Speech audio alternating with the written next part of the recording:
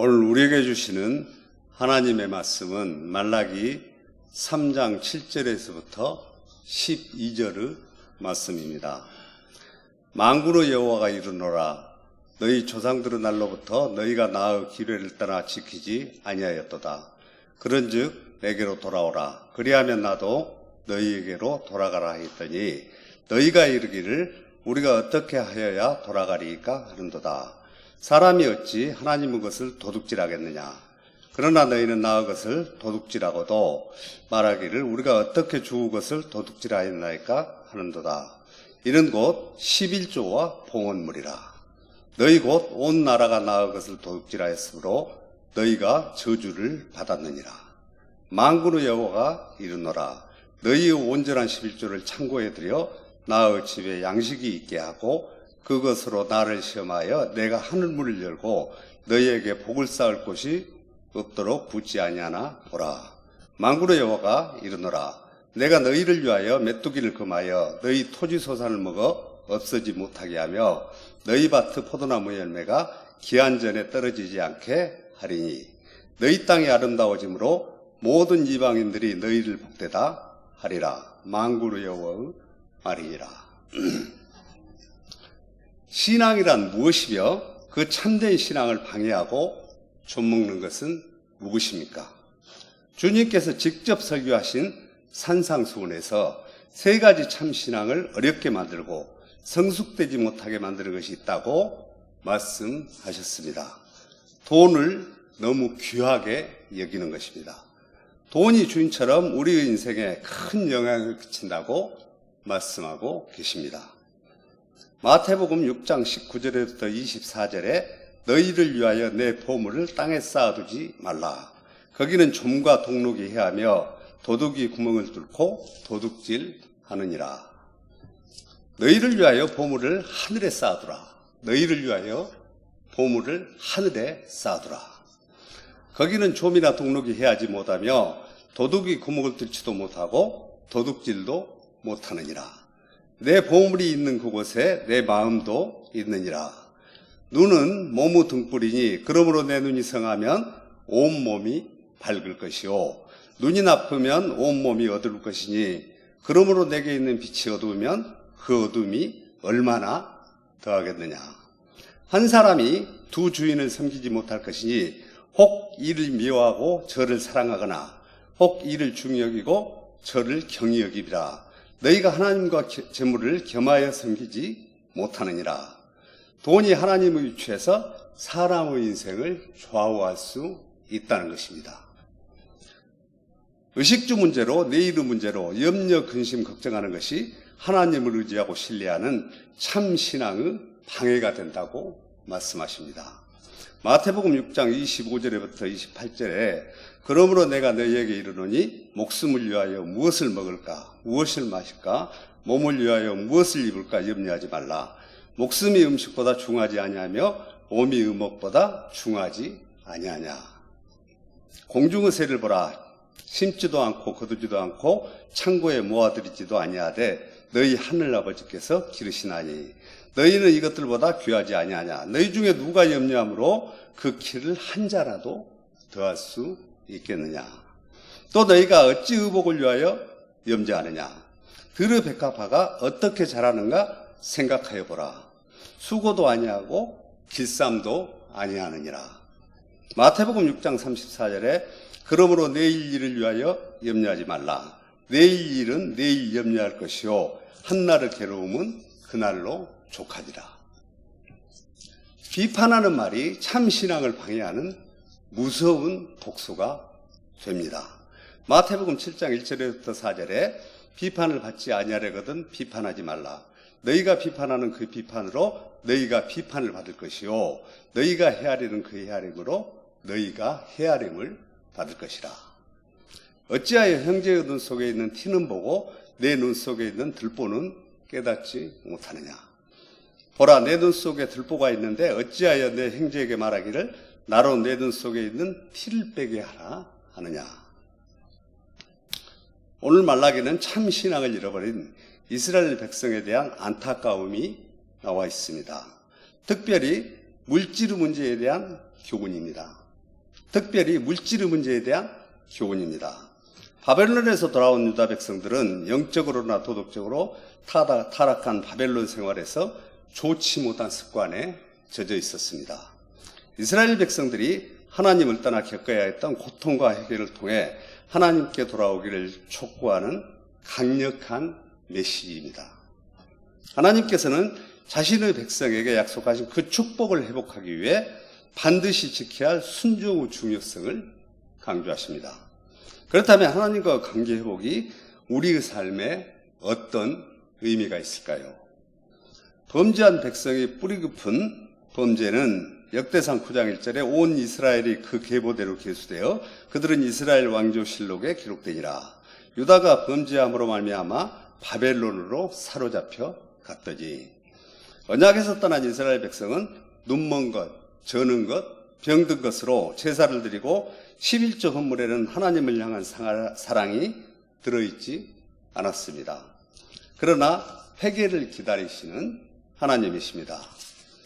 바벨론에서 돌아온 유다 백성들에게는 잘 되는 일이 하나도 없었습니다. 농사는 메뚜기 떼가 다 먹어치우고 그나마 병충해로 엉망이 되었습니다. 포도나무 열매는 다 떨어져 버렸고 열심히 노력했는데도 그 결과는 참으로 처참했습니다. 왜 이 같은 일이 일어났으며 그 이유는 무엇일까요? 말라기 선지자가 내린 진단은 너희는 하나님의 대원칙을 무시하고 눈앞에 보이는 이익에만 급급했기 때문에 이처럼 되었다고 말씀합니다. 11조를 드리지 않는 것은 하나님의 재산을 도둑질하는 것으로 간주합니다. 오늘날 우리의 삶 가운데도 이와 마찬가지로 진단할 수 있습니다. 주님은 말씀하십니다. 지금도 늦지 않았다. 너희는 나에게로 돌아오라. 이제부터라도 원칙을 충실히 지키며 나에게로 돌아오라고 말씀하십니다. 하나님의 원칙을 지키면 상상하지 못한 큰 축복이 기다리고 있습니다. 하나님의 원칙을 지키는 사람들에 대한 이야기는 성경 곳곳에 등장하며 신앙에 대한 순종과 11조의 중요성을 강조하십니다. 하나님과 우리의 관계에서 순종과 11조는 매우 중요한 요소로 신앙생활의 핵심적인 부분입니다. 순종과 11조가 단순한 의무가 아니라 하나님과 깊은 관계를 표현하는 축복의 통로가 되기 때문입니다. 하나님과 우리의 관계에서 순종에 대한 태도와 11조는 지켜야 할 의미에 대해서 말씀하십니다. 11조는 하나님께 대한 이스라엘 백성들이 반드시 지켜야 할 규례라고 말씀하십니다. 아브라함은 하나님께서 그 아들 이삭을 제물로 바치라는 명령을 받았을 때 하나님의 뜻에 순종했습니다. 그 과정에서 아브라함은 큰 고민이 있었겠지만 그는 끝까지 하나님을 신뢰하며 순종했습니다.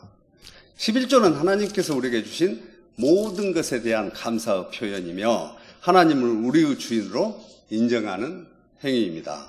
11조를 통해 우리는 하나님께 물질적 소유와 삶을 드리는 믿음의 행위입니다.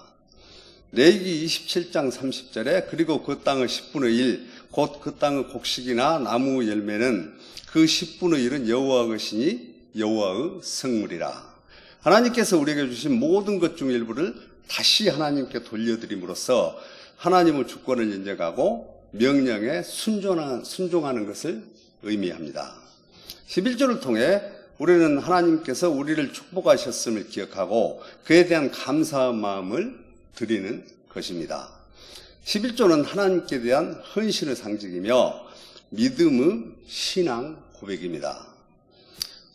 우리의 물질적 소유는 우리의 마음과 연결되어 있기 때문에 우리가 하나님께 소득의 일부를 드린다는 것은 단지 물질적 헌물에 그치는 것이 아니라 우리의 시간, 재능, 모든 것을 드리는 것입니다. 11조는 나머지 10분의 9도 하나님의 것이라는 신앙 고백이요 하나님의 주권을 선포하는 신앙적 헌신입니다.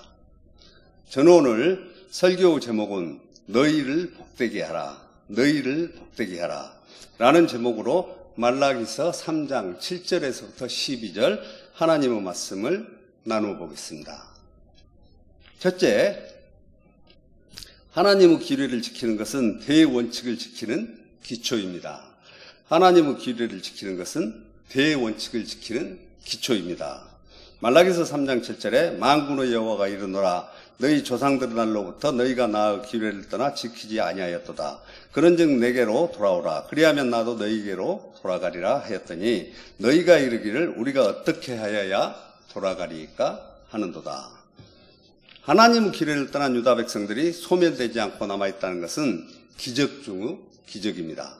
당시 상황을 보면 나라가 망했는데 민족이 결속되는 경우는 거의 없었습니다.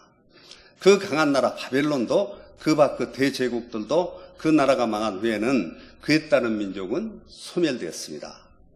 또는 다른 민족과 혼합되었습니다. 그러나 이스라엘 백성들은 소멸되지 않고 온전히 보존되었습니다. 하나님께서 함께하고 계신다는 확증이 이스라엘 역사입니다. 그리고 예루살렘으로 돌아와서 성전을 건축했습니다. 어떻게 이런 일이 가능했을까요? 하나님의 사랑, 하나님의 소유된 백성, 하나님의 특별한 사랑 때문입니다. 우리 민족도 반만년 역사 속에서 수없는 침략과 고난을 겪으면서도 소멸되지 않고 경제 성장을 이루고 선진국이 된 원인이 어디에 있습니까? 그것은 하나님의 은혜, 하나님의 축복, 하나님의 특별한 사랑 때문입니다. 하나님의 사랑은 백성이 연약하고 불순종할지라도 그들을 끝까지 보호하시고 지키십니다. 인류에 대한 하나님의 원칙은 하나님의 규례를 지키는 백성을 사랑하시며 그들과의 약속을 지키십니다. 출애굽기 19장 5절과 6절에 세계가 다 내게 속하였다니 너희가 내 말을 잘 듣고 내 언약을 지키면 너희는 모든 민족 중에서 내 소유가 되겠고 내가 너희가 내게 대하여 제사장 나라가 되며 거룩한 백성이 되리라. 너희는 이 말을 이스라엘 자손에게 전할지니라. 에레미야서 31장 31절에 여호와의 말씀이니라. 보라 날이 이르리니 내가 이스라엘 집과 유다 집에 새 언약을 맺으리라. 이 새로운 언약은 예수 그리스도를 통해서 성취되었습니다. 마태복음 5장 17절에부터 18절에 내가 율법이나 선지자를 폐하러 온 줄로 생각하지 말라. 폐하러 온 것이 아니요 온전하게 하려 함이라. 진실로 너희에게 이르노니 천지가 없어지기 전에는 율법의 1.1획도 없어지지 아니하고 다 이루리라. 예수님께서 율법의 완성은 하나님과 바른 관계를 맺고 외적인 준수보다 내면의 동기와 사랑을 강조하셨습니다. 율법은 인간이 하나님 앞에 의롭게 되기 위해서 기준을 제시하지만 인간의 힘으로는 불가능했습니다. 이처럼 예수 그리스도의 삶과 희생을 통해 율법이 완성되었습니다. 따라서 예수님을 믿는 자들은 율법의 형벌로부터 자유로워지고 성령의 인도하심을 따라 새로운 삶을 살 수 있게 되었습니다. 둘째, 하나님의 규례를 지키는 것은 순종과 11조에 있습니다. 하나님의 규례를 지키는 것은 순종과 11조에 있습니다. 말라기서 3장 8절에 사람이 어찌 하나님의 것을 도둑질하겠느냐. 그러나 너희는 나의 것을 도둑질하고도 말하기를 우리가 어떻게 주의 것을 도둑질하였나이까 하는도다. 이는 곧 11조와 복음물이라.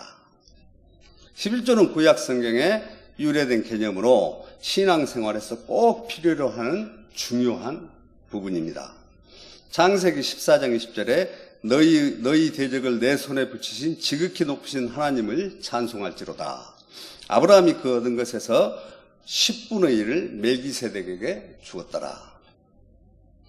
11조는 하나님을 섬기는 신앙적 헌신의 표현으로 물질적인 것에 대한 하나님의 주권을 인정하고 하나님께서 우리에게 베풀어 주신 모든 것에 대한 감사한 마음을 표현하는 방법입니다.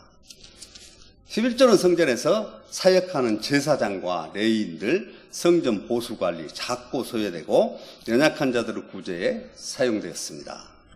오늘 또 11조를 통해 교회는 선교, 예배, 구제, 교육 등 다양한 사역을 수행합니다. 11조는 교회 공동체를 이끌어가는데 중요한 원동력이 됩니다. 11조를 통해 자신의 재정을 관리하고 하나님을 의존하는 태도를 기를 수 있습니다. 또한 물질적 축복을 넘어서 영적인 성장을 이루는데 중요한 역할을 합니다.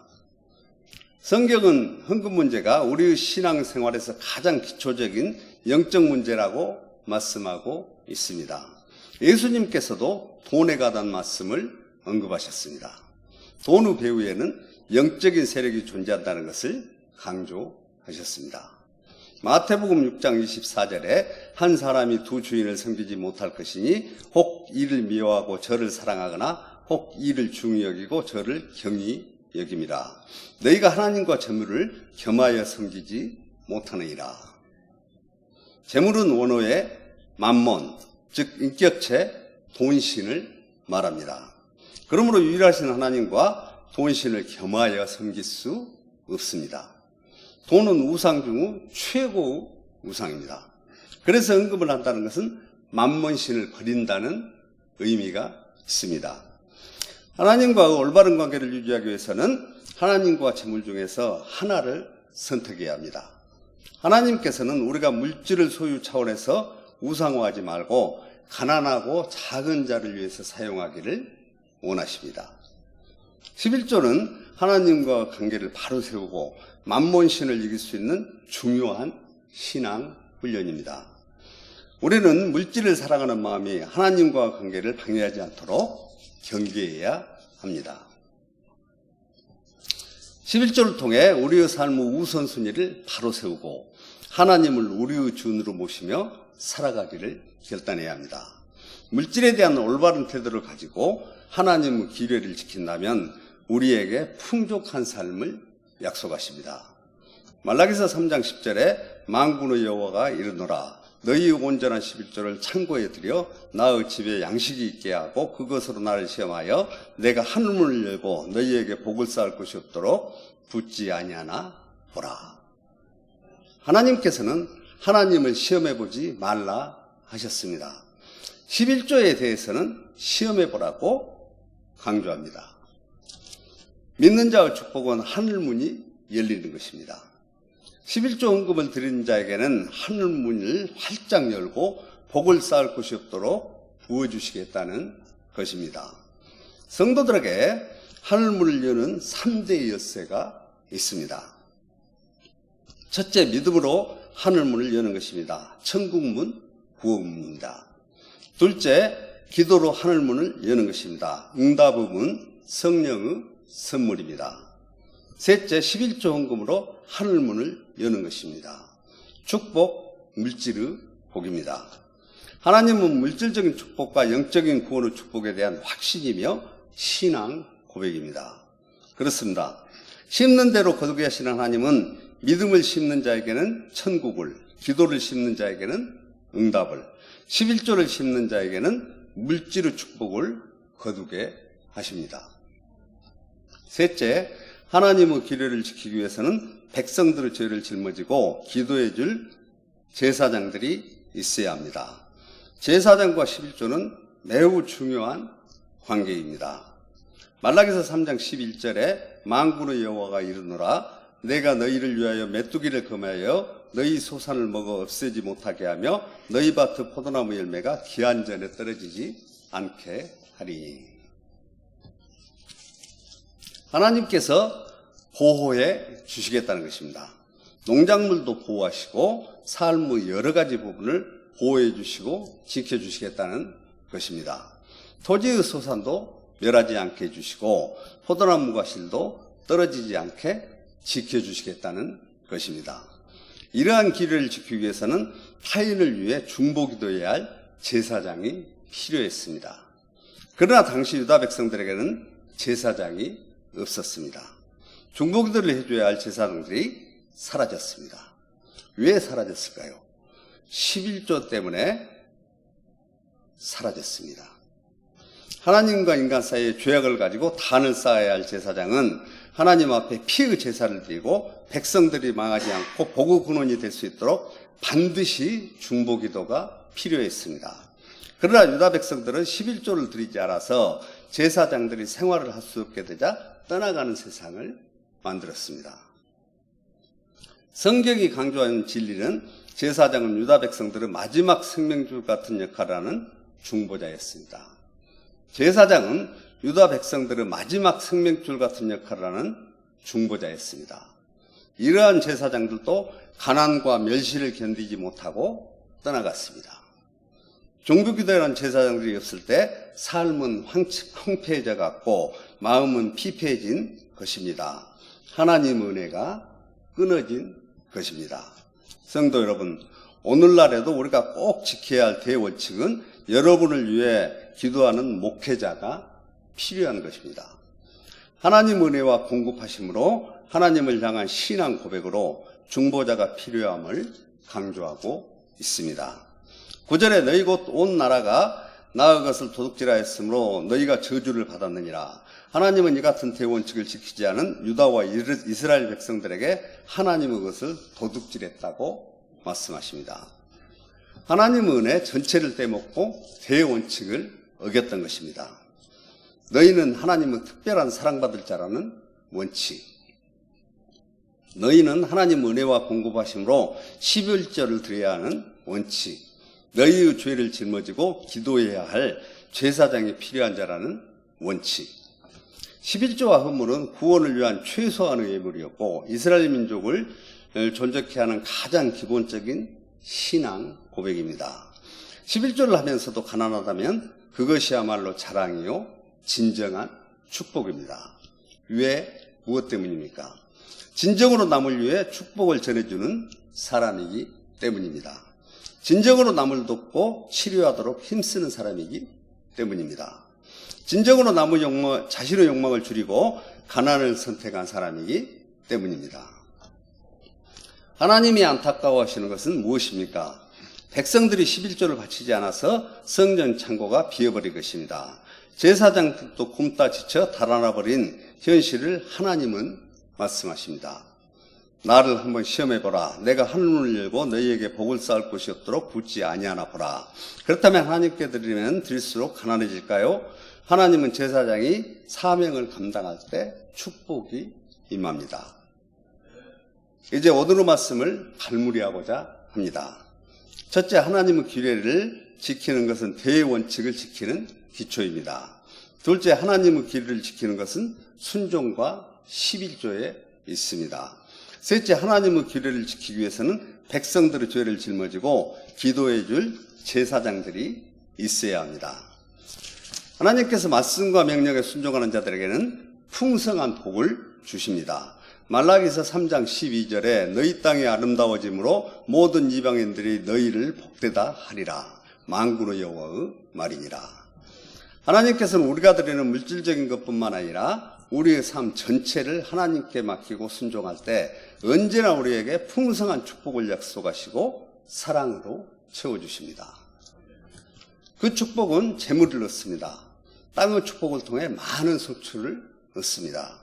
축복의 생명을 주십니다. 귀함받는 축복입니다. 사랑의 축복입니다. 또한 우리가 하나님의 뜻을 따를 때 우리의 필요를 넘치도록 채워주실 것입니다. 그리고 그 축복은 물질적인 것만이 아닌 영적인 충만함과 하나님과의 깊은 교제를 통해 우리에게 임할 것입니다. 그러므로 우리는 하나님께 우리의 삶을 온전히 드리고 그분의 풍성한 은혜와 축복을 경험할 수 있는 교제의 삶을 살아가시길 바랍니다. 하나님의 진실하심에 대한 믿음을 굳게 붙드시기를 축원합니다.